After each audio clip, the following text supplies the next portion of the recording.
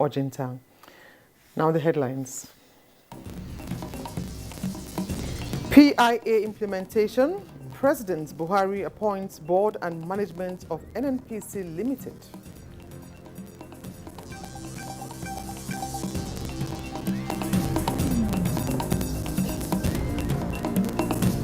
Finance Minister says 2022 budget to reflect execution priorities and strategies of National Development Plan 2021 to 2025. Lagos State Governor reiterates determination to address injustice meted on landowners in Magodo Estate Phase 2.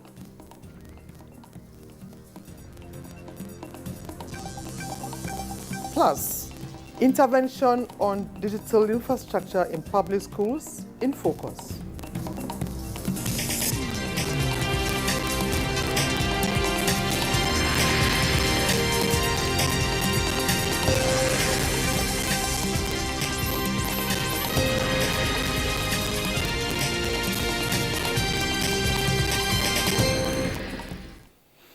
And now the news in details. President Muhammadu Buhari has appointed board and management of the Nigerian National Petroleum Company Limited. Senator Margaret Chuba Kadibu from Southeast is the chairman of the board, while Mele Kolo Kyari will serve as chief executive officer and Umar Ajia is the chief financial officer. Other board members are Dr. Tajuddin Umar, representing Northeast, Lami Ahmed from North Central, Muhammad Lawal, Northwest, Henry Obi from Southeast, while Constance Harry Marshall is representing South-South, and Pius Akinyelure is from Southwest. A statement by the Special Advisor to the President on Media and Publicity, Femi Adesina, states that the appointment takes effect from the date of the incorporation of the NNPC Limited. Also appointed are Executive Commissioners of the Nigerian Upstream Petroleum Regulatory Commission. They are Dr. Nuhu Habib from Kano, Executive Commissioner Development and Production, Dr. Kelechi Onyekachi Ofuebu from Imo State, Executive Commissioner Economic Regulations and Strategic Planning, Tonlanga Roland John, Delta State, Executive Commissioner, Health, Safety, Environment and Community, and Jide Adiola from Kogi, Executive Commissioner, Corporate Services and Administration. New appointees at the Nigerian Midstream and Downstream Petroleum Regulatory Authority are Francis Alabo Ogari, River State, Executive Director, Hydrocarbon Processing, Mustafa Lamode, Adamawa State, Executive Director, Health, Safety, Environment and Community, Mansour Kulia from Kano State, Executive Director, Midstream and Downstream Gas Infrastructure Fund, Bashir Sadiq Sokoto, Executive Director, Corporate Services and Administration, and Dr. Zainab Gobir, Kwara State, Executive Director, Economic Regulations and Strategic Planning.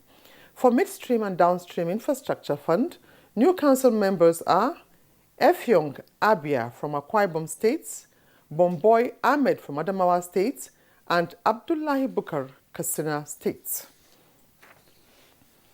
An exclusive interview session with President Buhari by the Nigerian Television Authority NTA will be aired on the network service of the NTA on Thursday, January 6, 2022 at 8 p.m.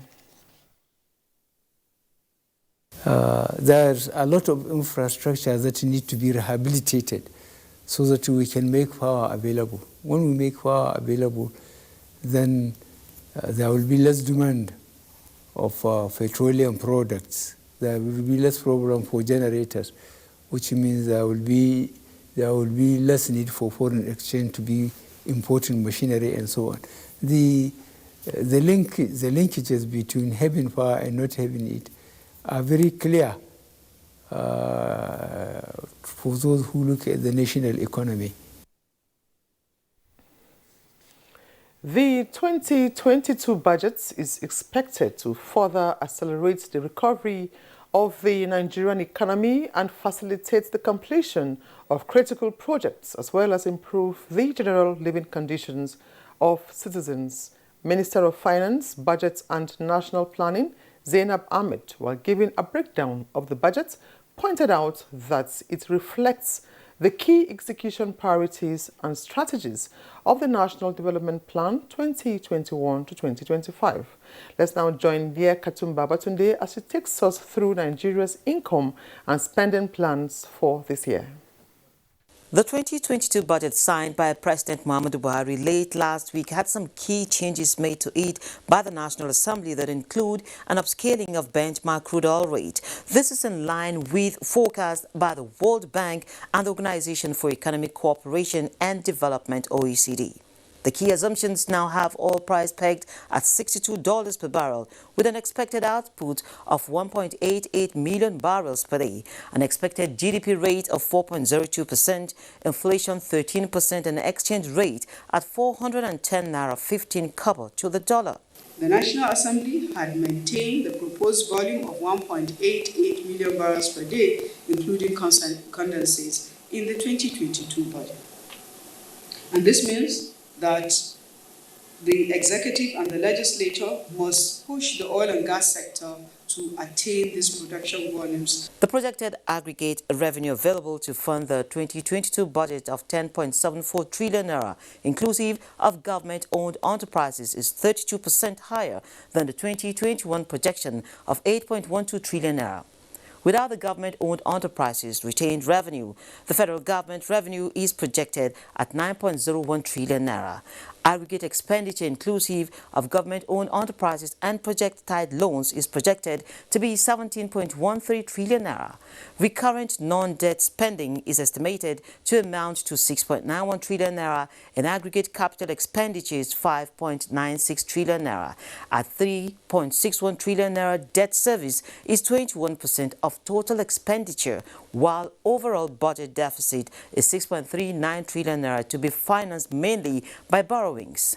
Government will continue to create enabling environment for the private sector to increase their investments and contribute more significantly to job creation, to economic growth, and to lifting millions of our citizens out of poverty.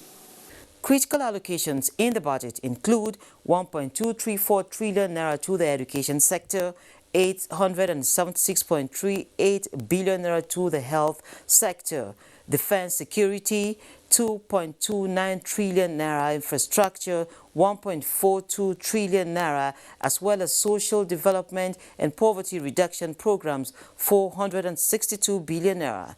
The budget will run along with the Finance Act that focuses on 5 key areas: domestic revenue mobilization, tax administration, legislative drafting, international taxation, financial sector reforms and tax equity, and public finance management reforms. In Abuja, Leah Katumba-Batunde, NTA News. And in the year 2022, there will be some real reforms in the public service. Minister of Finance, Budget and National Planning, while responding to issues in the economy, say government is harmonizing recommendations that include the Steve Ora Sanye report. Again, Leah Katumba-Batunde has details.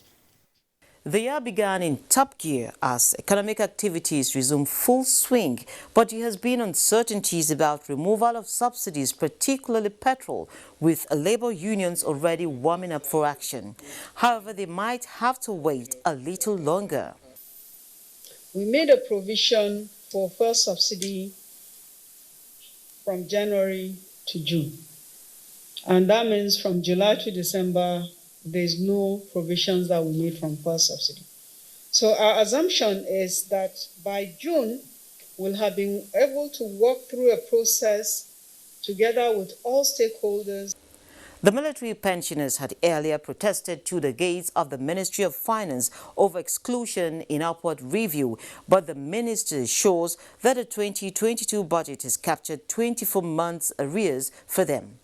The national budget, she reveals, is wholly being linked to the National Development Plan, and in planning, discussions are on for a national census this year to update the nation's population database.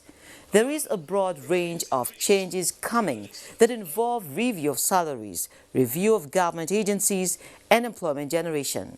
What we want to do is to reduce the size of government and also to reduce the size of the personnel costs. And part of it, of course, will be designing exit packages that are realistic. In boosting income and ensuring a healthy business environment, the strategy this year involves working with states on their relevant laws to avoid duplication of taxes and increase non-oil exports for revenue. In Abuja, Leah Katumbabatunde, NTA News.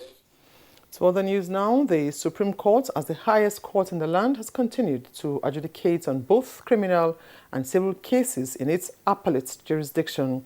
These are in addition to matters that fall within the original jurisdiction of the Apex Court, with only 18 justices. In this report, our judicial correspondent, Dele Atumbi, takes a look at the performance of the Apex Court in 2020 and 2021 legal year.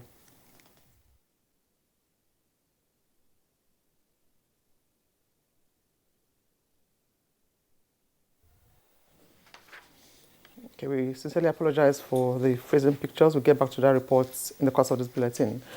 Now, Lagos State's Governor Babajide Sanwo-Olu says he is determined to address the injustice meted on landowners in Magodo Estate Phase 2 over the years and find lasting solution to the crisis rocking the estate.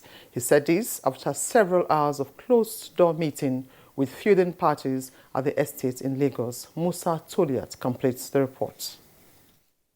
Governor Babajide Sanwo-Olu said the conflict resolution meeting between landowners and residents of Magodo Estate Phase 2 yielded positive results, with feuding parties agreeing that the committee set up by Lagos State government should commence work in earnest with a view to identifying available plots of land in Magodo area to make allocation immediately to the landowners as a restitution.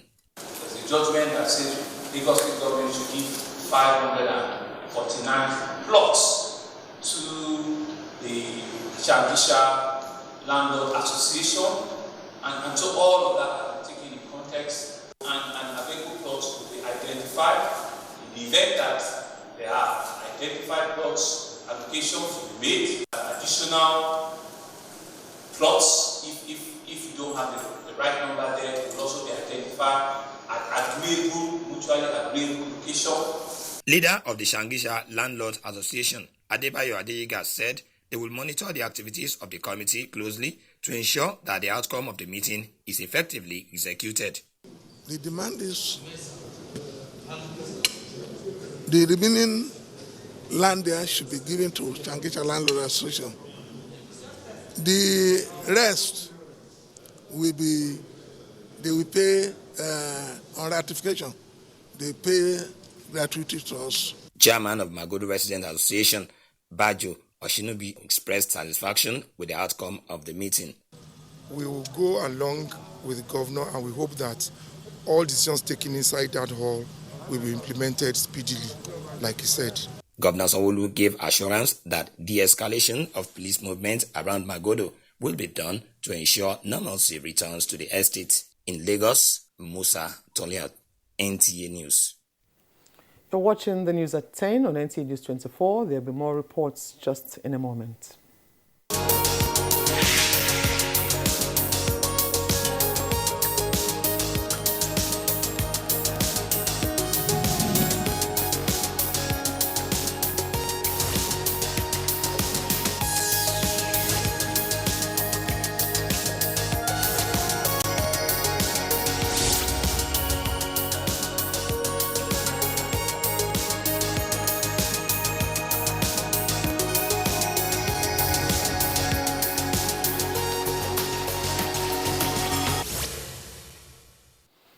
Thanks for staying tuned.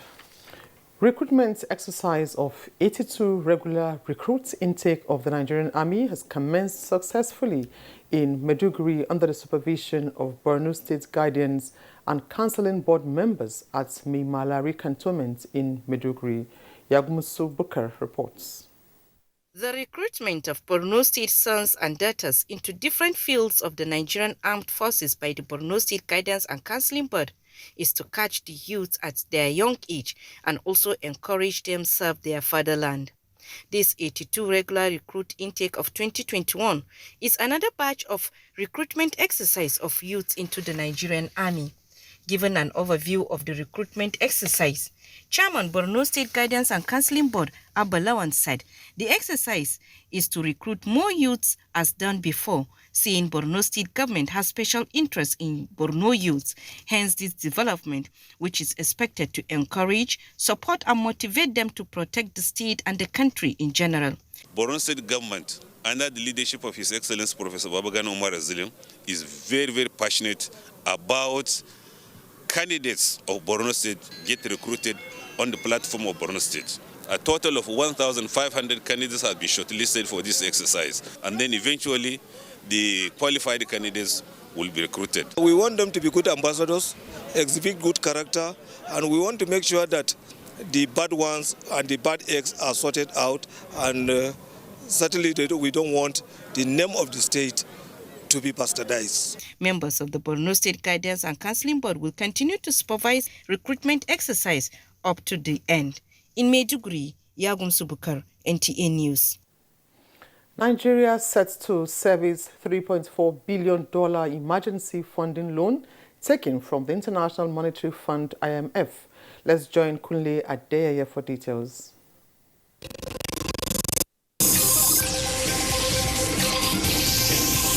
Minister of Finance, Budget and National Planning Zainab Ahmed says Nigeria will begin to service the $3.4 billion emergency funding loan it took from the International Monetary Fund, IMF. The minister said these are the 2022 budget presentation. We have a 5-year period within which to pay, starting from 2022.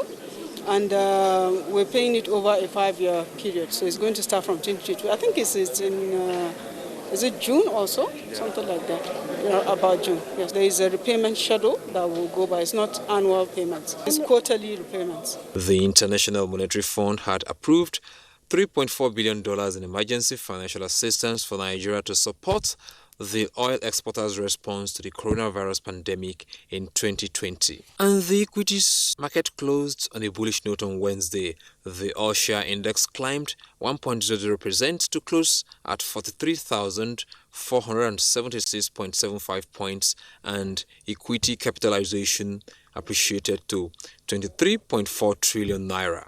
1.24 billion shares worth 42.9 billion naira exchange hands in 4,032 deals.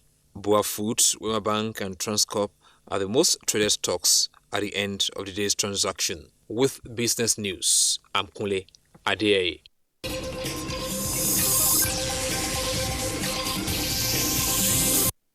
We now turn our attention to health matters as correspondent Chimdema Ndubisi takes a closer look at what the federal government has done so far to improve tertiary health care in the country as she feels the pulse of those in need of such level of care.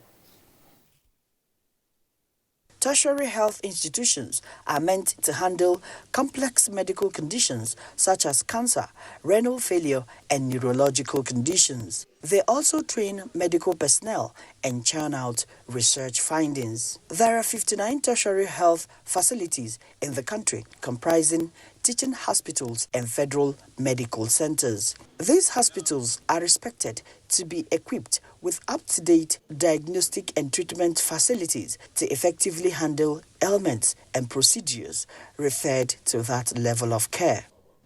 Well, the federal government says it has made huge investment in that area to ensure high-quality healthcare service delivery in the face of COVID-19 pandemic, and at such a time when some countries are shutting their doors to visitors. All these hospitals were given COVID intervention fund to build and equip ICU, intensive care unit, isolation ward, and then molecular laboratory. That is a lot of achievement. In a move to raise the bar in cancer diagnosis and treatment, the federal government, in the year under review, approved the establishment of Oncology and Radiotherapy Center at the Federal Medical Center, Katsina, just as the Usmanu Danfodio University Teaching Hospital, Sokoto, is to be re-equipped. That's not all.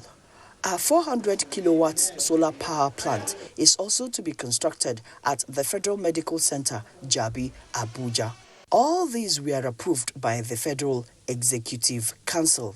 Following this development, patients say access to quality health care is no longer far-fetched. The facility, they are good, even their scan. For cancer patients, such as 44-year-old Elizabeth, who is a junior civil servant with a retired civil servant's husband, the appeal is for more to be done in subsidizing high cost of cancer treatment. I use 380,000 every 3 weeks in order to take these treatments. Though I'm under NHIS, but of recent, they've reviewed their prices from 10% for the few drugs that are covered to 50%. The very, very expensive drugs are not covered. The docetaxel that is covered, at times you will come, they will say it's out of stock. One of the federal government's mandates on tertiary health for 2020 is fostering public-private partnerships in order to establish standard specialty hospitals that would measure up to global standards. Afrexim Bank is already towing that line with the construction of an African Center of Excellence Specialty Hospital. In Abuja, Chimdema Ndubisi, NTA News. The emergence of coronavirus has brought about the containment of several airborne diseases with associated symptoms and causes. Common cold is one condition most people find disturbing. In this report, Elizabeth Omori examines the causes, prevention and management of common cold, which comes with changes in weather and droplets of body fluids.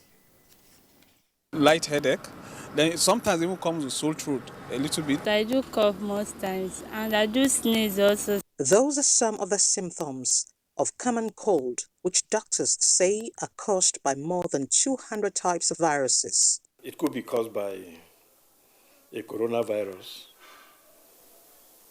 or a rhinovirus.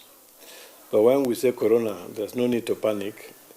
It's not the corona type that causes COVID. First signs of the common cold are nasal, which include stuffy or runny nose, sneezing, as well as itchy sore throats.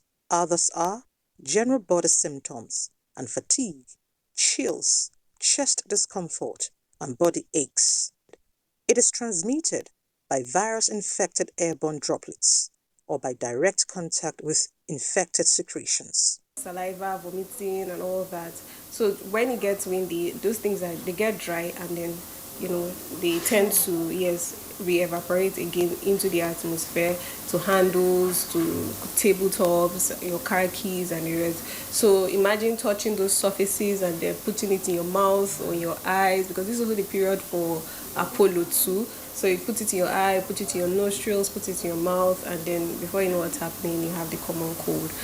As an upper respiratory tract infection, medical practitioners say, although anyone could come down with the common cold, children are mostly affected due to their frivolous nature. It's good for the mother to be very healthy, to give them good breast, so that the mother is also transferring very strong immunity to the child. So that is the very basis to prevent something. Where it becomes serious, where some other complications have entered, like pneumonia, bronchitis, acute form, you now find a serious complication. 7 to 10 days, you should be fine. However, if there is a superimposed bacterial infection, then it could last longer than that. Although the Harmattan season predisposes people to the common cold, home remedies to reduce the buildup of mucus and bacteria are recommended. Lemon water, honey, which almost everybody knows. And then you talk about lemongrass, zogale, moringa, aloe vera, the white and the red onion, and even yellow onion. When you make some concoction of them, very, very good. Steaming and hot baths is another, the viruses respond to them very, very well. Just like what obtains in terms of precautionary measures against coronavirus, doctors say adherence to non-pharmaceutical safety tips will help reduce visits to the hospitals and keep the sinuses away. In Abuja, Elizabeth Omori, NTA News. And away from health, activation of digital infrastructure in public schools to enhance learning capacity of students is now gradually replacing the age-long analog system. This is coming against the backdrop of several levels of intervention from government as well as key players in the education sector. Ifoma Ndo-Kolye reports. Some public schools in parts of the country are laid back in the deployment of contemporary learning gadgets to develop the mental capacity of students, and Abia State is not an exception. Worried by the rising statistics, Abia State government is mapping out strategies to address the huge gap with digital learning platforms activated across different public schools in the state. And to drive the aggressive process of meeting set targets, key players are stepping up efforts in public schools to make digital infrastructure available and accessible. The future belongs to those who have computer literacy. There's a digital revolution going on in the world, and that the beneficiaries and those who can manipulate that system will dominate the world. Key players also frown at the level of computer literacy among students in public schools. I wouldn't say I'm satisfied, but again, you have to consider the fact that they don't have the opportunity, to have computer training, and then at the same time have the applications. To a certain extent, I am satisfied because I know that Nigerians have done quite a bit in the world of technology. Ada is a student of St. Peter's Secondary School and, like other of her colleagues, expresses optimism that the intervention will facilitate learning and improve research capacity of the students. As students who has not been studying with computer, we have not been that much enthusiastic about learning. Computer is helping students to know more about life. The students who are enthusiastic with the gesture say more interventions will guarantee easy learning and understanding, as education for all is a responsibility of all. In Umuahia, Ifoma Ndo-Kolye, NTA News.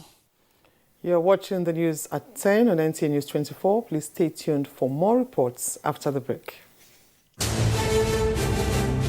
This is NTA News 24, broadcasting from Abuja. You can watch us.